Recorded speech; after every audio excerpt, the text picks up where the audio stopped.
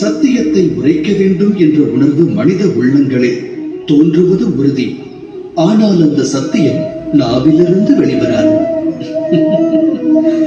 இனம் புரியாத பயம் மனதை வியாபித்து விடும். நடந்ததை பற்றி கூற வேண்டிய நிர்பந்தம் ஏற்படலாம்.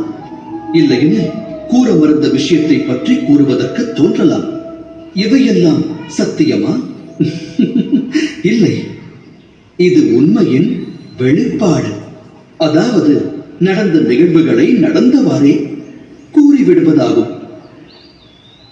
ஆனால் சில நேரங்களில் அவ்வாறு உண்மையை உரைக்கும் போதும் பயம் ஆட்கொள்ளும். அந்நேரத்தில் அடுத்தவர் பற்றிய எண்ணம் மனதில் தோன்றும். மற்றவர் மனம் வேதனை கொள்ளுமோ என்ற பயம் மனதில் நிறையும்.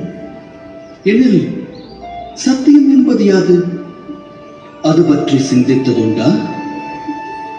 மனதை பயம் ஆட்கொண்ட போதும் உள்ளதை உள்ளபடி கூறுபவர் சத்தியத்தை உரைப்பவராவர். தெளிவாக சொன்னால் சத்தியம் என்பது வேறெதுவும் அல்ல, அது தைரியத்தின் மறுவடிவமாகும். தைரியம் கொள்வதற்கு காலம் முக்கியமல்ல. தைரியம் என்பது ஆத்மாவின் சுபாவமாக வேண்டும். அதாவது அனுக்ஷணமும் சத்தியத்தை உரைக்கும் க்ஷணமாக வேண்டும்.